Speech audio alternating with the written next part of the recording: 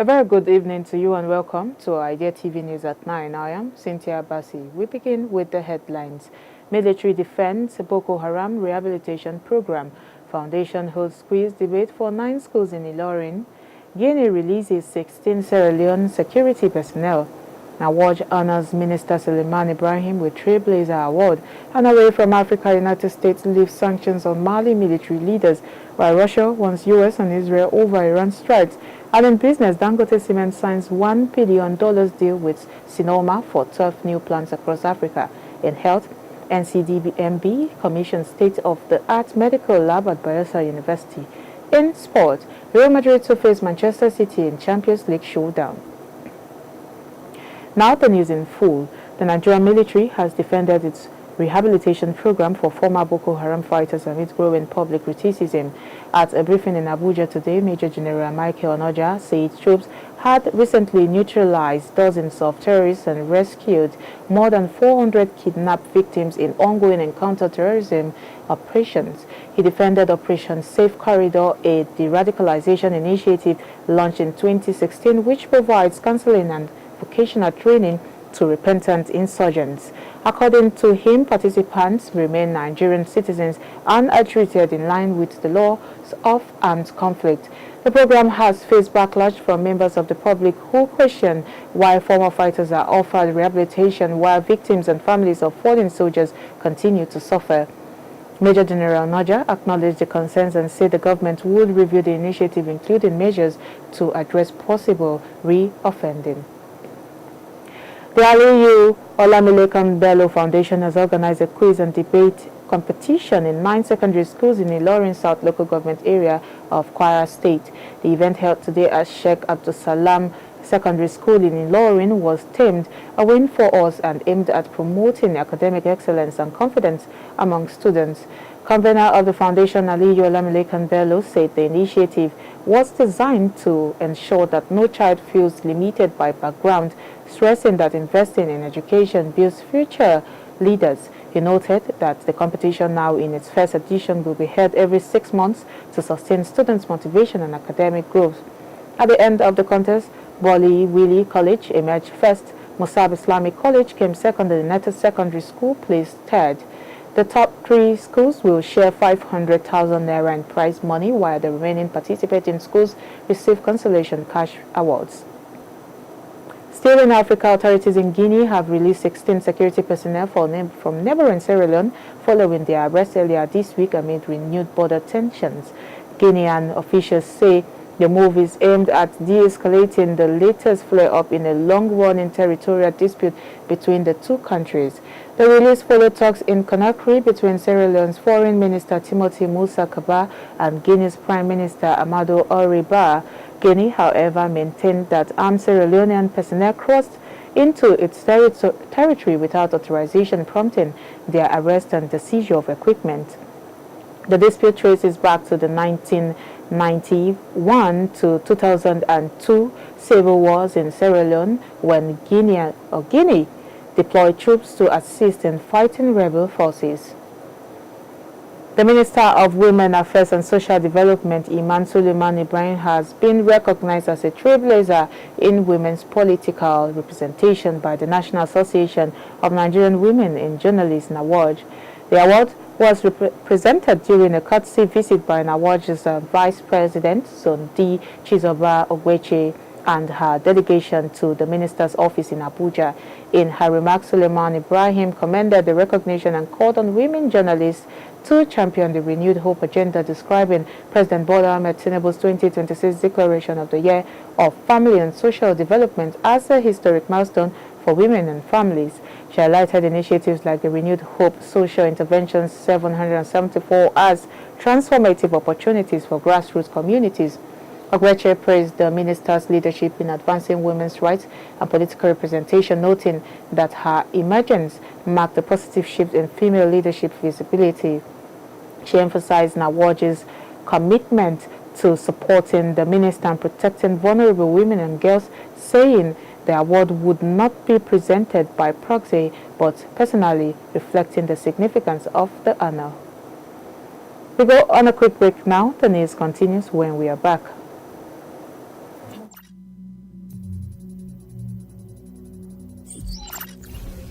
Human augmentation.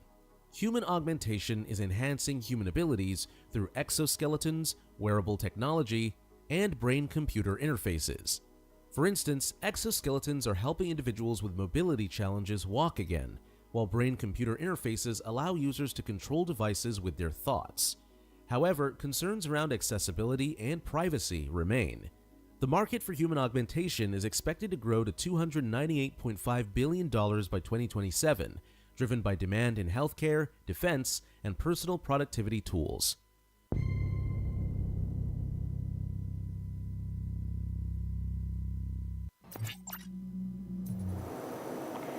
Welcome back.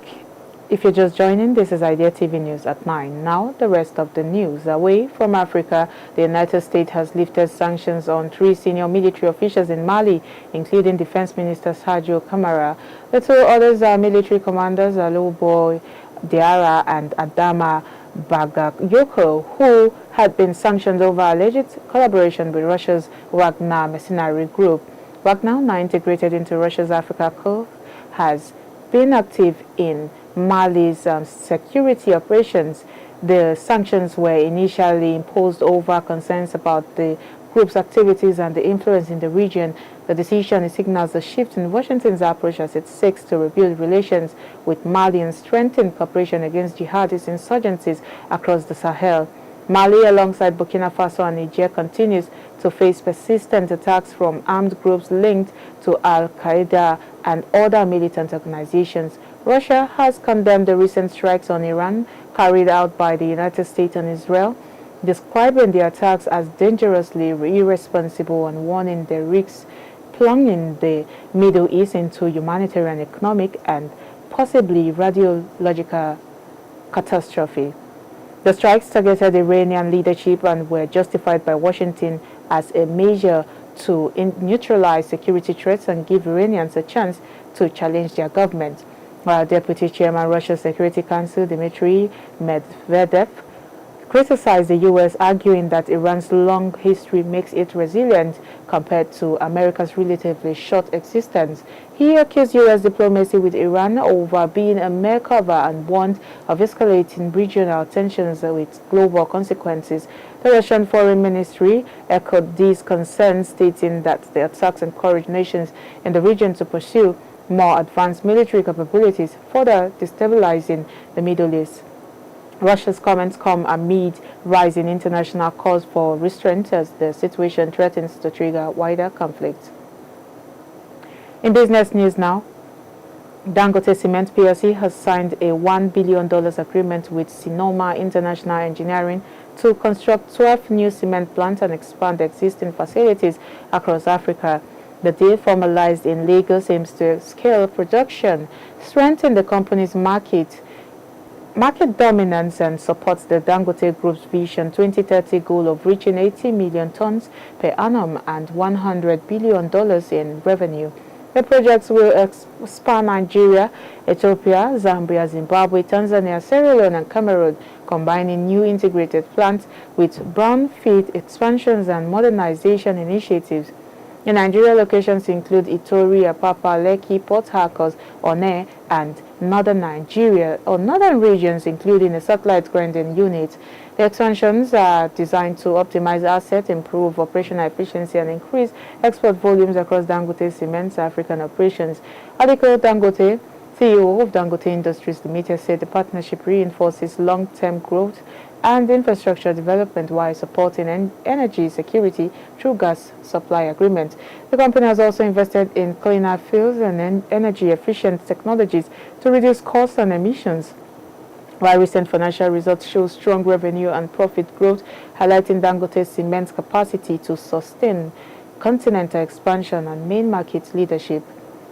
In health news, the Nigerian Content Development and Monitoring Board has commissioned a modern clinical skills and simulation laboratory at Bayelsa Medical University in Yenagoa. The facility, unveiled on Friday, is equipped with advanced patient simulators, surgical kits, and virtual reality stations to enhance hands-on medical training. The laboratory aims to align the university with global standards in medical education, strengthening local healthcare capacity and reducing medical errors. Executive Secretary of NCDMB, Felix Ogbe, said the initiative demonstrates the broader impact of oil and gas-linked investment on education and healthcare. Bayelsa State Governor Doye Diri and university officials praised the project, highlighting its role in producing skilled, digitally adept healthcare professionals. The facility will provide students with practical training in procedures including CPR, stuttering, obstetric care, and emergency response, ensuring readiness for local and global medical practice. And finally, in sports news, European giants Real Madrid and Manchester City will meet again in the knockout stage of the UEFA Champions League after being paired in the last 16 draw conducted yesterday. This marks the sixth time since the 2019 to 2020 season that both sides have clashed in the knockout rounds, and the first time in the competition's history that two teams will meet at this stage for 5 consecutive seasons. The rivalry was renewed earlier in the campaign where Manchester City staged a comeback to defeat the 15-time European champions 2-1 in their December league phase encounter. The draw also set up several high-profile fixtures across the knockout bracket.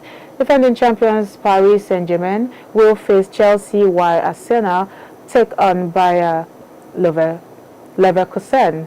Bayern Munich have been drawn against Atalanta with a potential quarter-final tie against either Real Madrid or Manchester City. Elsewhere, Newcastle United will battle Barcelona, Liverpool face Galatasaray, Tottenham Hotspur with Atletico Madrid, and Norwegian side Bodo Glimt take on Sporting CP.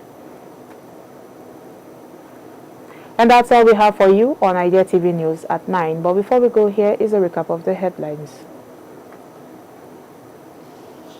We brought to you news that military defends Boko Haram rehabilitation program. Foundation holds quiz debates for 9 schools in ILORIN. Guinea releases 16 Sierra Leone security personnel. NAWOJ honors Minister SULEIMAN-IBRAHIM with TRAILBLAZER award.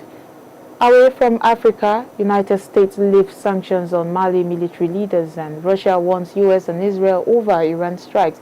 In business, Dangote Cement signs $1 billion deal with SINOMA for 12 new plants across Africa. And in health, NCDMB commissions state-of-the-art medical lab at Bayelsa University. And finally, in sports, Real Madrid to face Manchester City in Champions League showdown. Now, do not forget to follow us across all our social media platforms at iDEA Television. I am Cynthia Bassi. Thank you for your time.